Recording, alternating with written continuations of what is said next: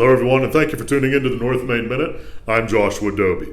A foundational planning question for all the understandable reasons with which we're dealing. I want to say daily. If it's not daily, it's pretty close to daily here at North Main Financial Group. Has to do with the broad idea of Social Security.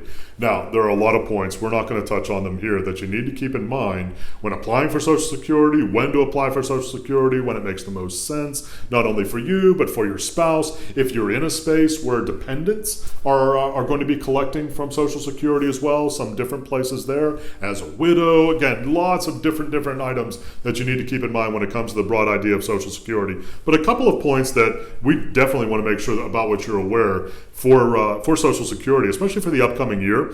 Every single year around October, we get an update from the Social Security Administration about where things are right now as far as increases in the Social Security benefit for folks who are receiving benefits for the coming year. Frankly, for about the last decade or so, the increases have been so nominal and so minimal that folks have largely ignored them because inevitably they would be sucked up by increases in Medicare premiums and the like.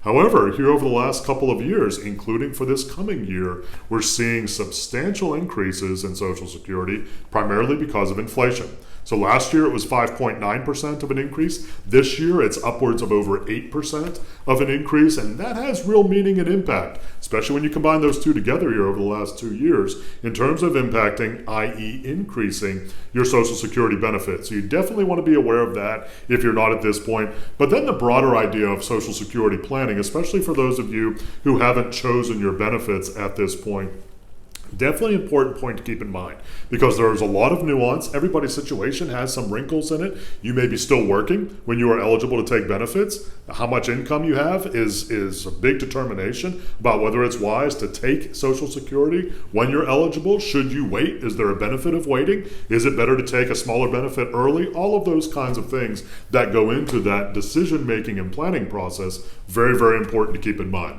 If you'd like to reach out to us at North Main Financial Group to take a look, perhaps, if you haven't started taking Social Security yet, when it makes the most sense to do so. If you are taking Social Security, making sure that you're aware of the increases that are out there, and perhaps if there are ways to move some things around that make some sense for you relative to your overall retirement income, we'd love to hear from you. NorthMainFinancial.com.